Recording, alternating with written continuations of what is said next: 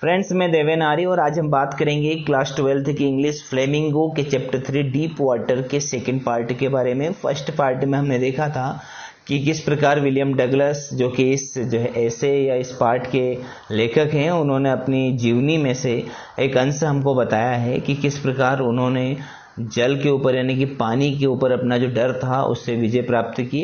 वो पहले बहुत डरते थे, है ना, तैरने में उनको बहुत डर लगता था, पानी से बहुत डर लगता था।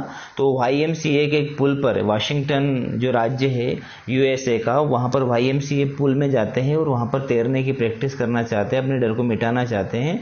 और वहाँ का जो स्विमिंग पूल था वो बहुत ही सेफ था, याकीमा नदी के किनारे पर। और वो क्या करते हैं कि उसमें तैरने की कोशिश करते हैं। एक दिन जब कोई नहीं आया था तो वो अकेले बैठे हुए थे और सभी के आने का इंतजार कर रहे थे। तभी एक जो है 18 साल का लड़का, लगभग हष्ट-पुष्ट लड़का आता है और उन्हें पकड़कर पुल में फेंक देता है। अब पुल में फेंक देता है तो जो पुल है, पुल में पानी लगभग 9 फीट गहरा था।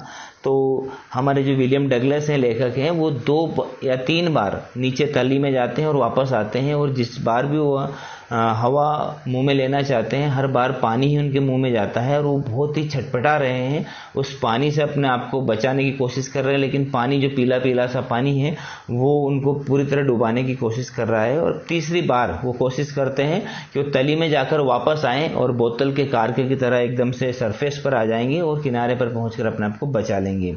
ठीक है, यहाँ तक हमने देख लिया था कि अब तीसरी बार वो जाते हैं और तीसरी बार जाने के बाद में क्या होता है तो देखते स्टार्ट करते हैं यहाँ से। And then strangely there was light. जब वो तीसरी बार नीचे जाते हैं और ऊपर आते हैं तो अचानक वो क्या देखते हैं, बड़े अजीब तरीके से उनको लाइट दिखाई देती है, उजाला दिखाई देता है। आई वाज कमिंग आउट, और वो कहते हैं कि मैं बाहर आ रहा था, of the awful yellow water, उस गंदे पीले पानी से बाहर आ रहा था। एटलीस्ट माई आईज वेयर, कम से कम मेरी आंखें बाहर आ गई थी। My nose was almost out too, और मेरी जो नाक थी वो भी पानी से बाहर आने की कोशिश कर रही थी। Then I started down a third time. जैसे वो ऊपर आते हैं और वापस, है ना, जो जब व्यक्ति पानी में डूबता है तो ऊपर आने के बाद वापस नीचे जाता है, नीचे जाने के बाद वापस ऊपर आता है। इस प्रकार 2-3 बार होता है और अंत में अपने प्राण त्याग देता है। तो क्या होता है कि then I started down a third time, तीसरी बार वो नीचे जाने लगते हैं। आई सक्ड फॉर एयर, वो क्या करते हैं, हवा के लिए खींचते हैं, मतलब अपने मुंह से हवा खींचना चाहते हैं। एंड गॉट वाटर, लेकिन उनके मुंह में हवा नहीं जाती, क्या जाता है, पानी चला जाता है। The yellow light was going out, और जो पीली सी लाइट उनको दिखाई दे रही थी वो वापस जब वो नीचे जाते हैं तो फिर से गायब हो जाती है। Then all effort ceased. अब इसके बाद में क्या होता है, जब वो तीसरी बार नीचे जाते हैं तो उनके जो सारे प्रयास थे वो सीज्ड यानी खत्म हो जाते हैं। आई रिलैक्स्ड, वो बिल्कुल रिलैक्स हो जाते हैं, इत्मीनान उनको हो जाता है। Even my legs felt limp, यहाँ तक कि उनकी टांगे भी लिम्प हो जाती है, यानी जैसे कोई लकवा मार गया हो। और इसके बाद में क्या होता है, and blackness swept over my brain, और क्या होता है कि उनका जो मस्तिष्क था उसके ऊपर अंधकार सा छा जाता है, खालीपन छा जाता है। इट वाइप्ड आउट फियर, उसने क्या कर दिया था, फियर ने डर को खत्म कर दिया था। इट वाइप्ड आउट टेरर, इसने आतंक को खत्म कर दिया था। There was no more panic, अब बिल्कुल भी घबराहट नहीं थी। यानी कि अभी विलियम डगलस तीसरी बार नीचे जाते हैं तो उनको ऐसा लग रहा है कि वो मृत्यु के बिल्कुल समीप पहुंच गए, इसलिए उनकी जो सारी छटपटाहट थी वो खत्म हो गई, उनका डर खत्म हो गया, उनकी टांगे बिल्कुल फ्रोज हो गई थी, मतलब लकवाग्रस्त जैसे हो गई थी, जम चुकी थी। It was quiet and peaceful, यह बिल्कुल शांत और शांतिपूर्वक था। Nothing to be afraid of, अब किसी बात का डर नहीं था। दिस इज नाइस, और ये बिल्कुल अच्छी बात थी। टू बी ड्राउजी, ड्राउजी का अर्थ होता है कि ऊँघना, है ना, नींद के लिए झपकी लेना, यानी उनको बहुत अच्छा लग रहा था कि अब वो नींद में जा रहे हैं। टू गो टू स्लीप, उन्हें नींद आ रही है। नो नीड टू जंप, अब कूदने की जरूरत नहीं थी। टू टायर्ड टू जंप, अब वो कूद कूद कर थक चुके थे, यानी बार बार ऊपर नीचे अपने पैरों को छटपटा कर थक चुके थे। It's nice to be carried gently, अब उन्हें बिल्कुल जेंटली यानी ये शांतिपूर्वक जो स्थिति उनकी बन रही थी ये बड़ी अच्छी लग रही थी। To float along in space, ऐसा लग रहा था कि वहाँ अंतरिक्ष में क्या कर रहे हैं, फ्लोट कर रहे हैं। फ्लोट यानी कि तैर रहे हैं, अंतरिक्ष में कोई नहीं है, सिर्फ वो तैर रहे हैं। टेंडर आर्म्स अराउंड मी, और उनको ऐसा लग रहा था कि उनके आसपास कोमल सी बाहें हैं। टेंडर आर्म्स लाइक मदर्स, माँ की जो प्यारी सी कोमल सी बाहें होती है, इस प्रकार की बाहों को वो फील कर रहे थे। Now I must go to sleep, अब वो क्या कर रहे थे, सोने जा रहे थे, मतलब सोने ही वाले थे। मतलब उनको जो मृत्यु की समीपता, मृत्यु की निकटता का एहसास हो रहा था, उन्हें बिल्कुल ऐसा लग रहा था कि किसी भी चीज से डरने की जरूरत उनको नहीं है। है और वो बिल्कुल अब सोने ही वाले थे। I crossed to oblivion and curtain of life fell. अब वो ओब्लिवियन का अर्थ होता है विस्मृति यानी भूल, जो वो हर चीज जब वो भूल रहे थे ऐसी स्थिति में पहुंच चुके थे, और कर्टेन ऑफ लाइफ फेल, और उनका जो जीवन का पर्दा था वो गिरने ही वाला था, गिर चुका था, मतलब वो खत्म होने वाले थे। The next I remember I was lying on my stomach beside the pool vomiting. अब अगली चीज जो उनको याद है, मतलब उस स्थिति के बाद में अब जो चीज अगली उनको याद है वो सिर्फ इतनी है कि वहां कहां पर पेट के बल पड़े हुए थे पुल के बाहर और वॉमिटिंग यानी कि उल्टी कर रहे थे। मतलब इतना उनको याद होने के बाद में जब उनको होश आया तो पुल के बाहर पड़े हुए थे पेट के बल और वो क्या कर रहे थे, उल्टियां कर रहे थे। The chap that threw me in was saying, chap का अर्थ है ना वो जो लड़का, यहाँ पर एक चेप शब्द है, चेप यानी वो जो लड़का था जिसने उनको फेंका था, वो क्या कह रहा था, but I was only fooling, मैं तो मजाक कर रहा था, है ना, मैं तो हंसी कर रहा था। तो someone said the kid nearly dad, तो किसी ने उस लड़के से कहा कि बेचारा बच्चा मर ही जाता। बी ऑल राइट नाउ, अब सब ठीक है, let's carry him to the locker room, अब इस बच्चे को कपड़े बदलने वाले कमरे में ले चलते हैं या इसको भेज दिया जाए। अब सेवरल आवर्स लेटर, अब कुछ घंटों बाद, मतलब लेखक जो विलियम डगलस हैं उनकी स्थिति क्या है कि बहुत सारे घंटे वहां पर बीत चुके हैं। आई वॉक्ड होम, वो चलकर कहां पर आए, घर आए। I was weak and trembling, मैं बहुत ही कमजोर और कांप रहा था। आई शुक एंड क्राइड व्हेन आई ले ऑन माई बेड, मैं सुबकियां ले रहा था, रो रहा था जब मैं अपने बिस्तर पर पड़ा था। I couldn't eat that night, मैंने उस रात कुछ भी नहीं खाया। For days A haunting fear was in my heart, कई दिनों तक वो जो डर था जो मुझे जकड़े हुए था वो मेरे दिल में बैठ गया था। द स्लाइटेस्ट एक्सर्शन अपसेट मी, जरा सा भी एक्सर्शन, स्लाइटेस्ट का अर्थ होता है जरा सा भी एक्सर्शन, यानी कि जो काम वो करते थे उससे वो अपसेट हो जाते थे। Making me wobbly in the knees and sick to my stomach, मुझे वो वूबली कर देता था, यानी कि उनके जो हाथ पैर कांपने लगते थे यदि वो थोड़ा सा भी अब काम करते थे तो, और उनके जो पेट था उसमें बहुत ज़्यादा दर्द होने लगता था। मतलब बहुत सारे दिनों के बाद में भी ऐसी स्थिति उनकी बनी हुई थी। I never went back to the pool, मैं वापस कभी भी पुल पर नहीं गया। आई फियर्ड वाटर, मुझे पानी से बहुत डर लगता था। I avoided it whenever I could, मैं जितना हो सकता था उतना पानी को अवॉइड करता था, मतलब पानी से मैं दूर ही रहता था। तो ये घटना उन्होंने बताई कि वो कितना डर चुके थे। A few years later when I came to know the waters of the Cascades, अब कुछ सालों के बाद में जब मुझे पता चला किसका, कि पानी के प्रपात या पानी के झरने उनके आसपास ही हैं। I wanted to get into them, तो मैं उनमें जाना चाहता था। And whenever I did, और लेकिन जब कभी भी मैंने ऐसा किया, whether I was wading the Tieton और बम्पिंग रिवर और bathing in warm lake of the Goat Rocks, the terror that has seized me in the pool would come back, यानी जब कभी भी उन्होंने ऐसा किया, क्या क्या किया उन्होंने, जब कभी वो वेडिंग यानी पानी के ऊपर चलना, कहां पर, वो टाइटन या बम्पिंग रिवर में पानी पर चलते थे, या फिर वार्म लेक में गर्म झील के पानी में नहाते थे गोट रॉक्स के पास में। तो जो डर था उस पुल के अंदर का जो डर था पानी का, वो डर वापस उनके पास आ जाता था। It would take possession to me completely, और वो उन्हें पूरी तरह से जकड़ लेता था। My legs would become paralysed, मेरी टांगे पैरालाइज्ड हो जाती थी, लकवाग्रस्त हो जाती थी।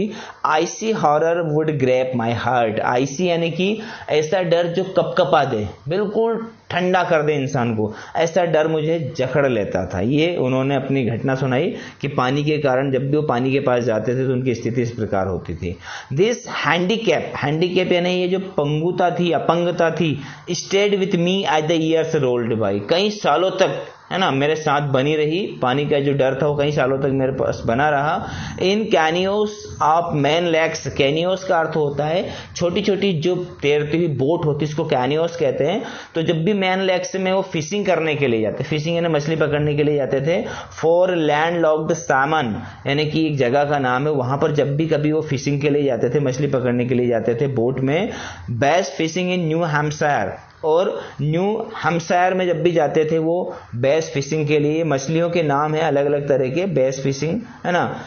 Trout fishing on the Deschutes and Metolius in Oregon, यानी जब भी कभी वो ट्रॉट फिशिंग के लिए जाते थे डेस्ट्यूट्स में या मेलोटियस में फिशिंग के लिए जाते थे, ओरेगन में, यानी जगह के नाम है कौन कौन से, एक तो हैम्पशायर, डेस्ट्यूट्स, और ओरेगन। और यहाँ पर वो अलग अलग तरह की मछलियों की फिशिंग करने के लिए जाते थे, मछलियां पकड़ने के लिए जाते थे।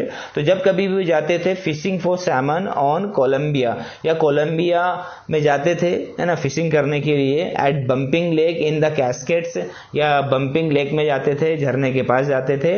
वेर एवर आई वेंट, जहां कहीं भी मैं गया, the haunting fear of the water followed me, तो जो पानी का डर था वो हमेशा मेरे पीछे पड़ा ही रहा, मतलब हमेशा मुझे पानी से डर ही लगता था। It ruined my fishing trips, इसने मेरी फिशिंग ट्रिप्स को ruined कर दिया था। ruined यानी कि बर्बाद कर दिया था, मतलब वो कुछ भी मतलब मछलियां नहीं पकड़ पा रहे थे कहीं भी।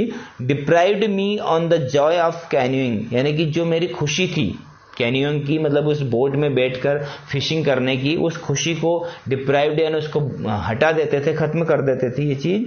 बोटिंग एंड स्विमिंग, ना तो मैं बोटिंग कर पा रहा था ना ही मैं स्विमिंग कर पा रहा था। यानी कि हमारे जो लेखक हैं विलियम डगलस, ये पानी के डर से इतना डर चुके थे कि वो कहीं भी मछली नहीं पकड़ सकते थे।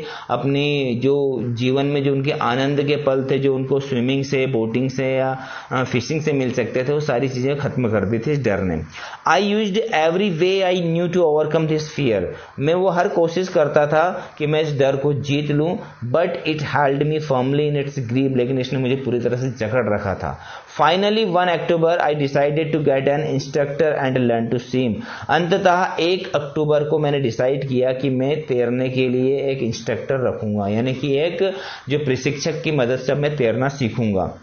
आई वेंट टू ए पुल, मैं कहाँ पर गया, एक पुल पर गया, and practised 5 days a week, और मैंने क्या किया, एक सप्ताह में जो है 5 दिन तक मैंने जो है प्रैक्टिस की, एन आवर ईच डे, रोजाना 1 घंटे, मतलब एक सप्ताह में 7 दिन होते हैं तो उन्होंने 5 दिन रोज 1-1 घंटे प्रैक्टिस की। The instructor put a belt around me, instructor ने क्या किया था, मेरे आसपास एक बेल्ट लगा दिया था, और रोप अटैच्ड टू द बेल्ट, और उस बेल्ट से एक रस्सी बांध दी थी, एंड थ्रू ए पुली, और एक पुली के जरिए, यानी जैसे हम कुएं से पानी खींचते हैं उस प्रकार से उन्होंने क्या किया था, एक रस्सी का एक सिरा तो मेरे बेल्ट से बांध दिया था, और दूसरा सिरा है ना एक पुली यानी कि एक धुरी जो घिरनी जिसको हम कहते हैं उसके सहारे, that run on an overhead cable, एक केबल से वो घुमा करती थी। मतलब एक सिरा रस्सी का मेरी कमर वाले बेल्ट से बांध दिया था, एक सिरा जो है प्रशिक्षक ने अपने हाथ में ले लिया था। He held on to the end of the rope, वो क्या करता था, रस्सी के दूसरे सिरे को पकड़ के रखता था। And we went back and forth, और मैं आगे और पीछे उस पानी में जाया करता था, back and forth across the pool, और उस पुल में एक सिरे से दूसरे सिरे पर मैं जाया करता था, मेरी कमर से रस्सी बंधी थी, और वो क्या करता था प्रशिक्षक, उस रस्सी के सहारे मुझको आगे पीछे किया करता था। Hour after hour, day after day, घंटे है ना, बहुत सारे घंटे तक मैं ऐसा काम करता था, बहुत सारे दिनों तक मैंने ऐसा काम किया। वीक आफ्टर वीक, कई सप्ताह तक मैंने ऐसा ही किया। On each trip across the pool a bit of the panic seized me, और जब भी मैं है ना हर बार पुल में हुआ करता था तो मेरे को एक डर अंदर से लगा रहता था। Each time the instructor relaxed his hold on the rope and I went under, और जब कभी भी प्रशिक्षक अपनी रस्सी को ढीला करता था तो मैं पानी में अंदर जाता था। Some of the old terror returned and my leg froze, तो क्या होता था, जो पुराना भय था वो वापस लौट आता था, और मेरी जो टांगे थी वो फ्रोज हो जाया करती थी, फ्रोज यानी कि जम जाया करती थी। अब क्या होता है, it was 3 months before the tension began to slack, लगभग 3 महीने बाद वो जो टेंशन थी पानी की वो थोड़ी कम होने लगी। Then he taught me to put my face under water and exhale, इसके बाद उसने मुझे सिखाया कि मेरे को अपना जो मुंह है वो पानी के अंदर रखना है, और क्या करना, एक्सेल यानी सांस छोड़ना है, and to raise my nose and inhale, और मुझे अपनी नाक को ऊपर उठाना है और वापस से सांस खींचना है। I repeated the exercise hundreds of time, मैंने इस प्रकार इस अभ्यास को सैकड़ों बार किया।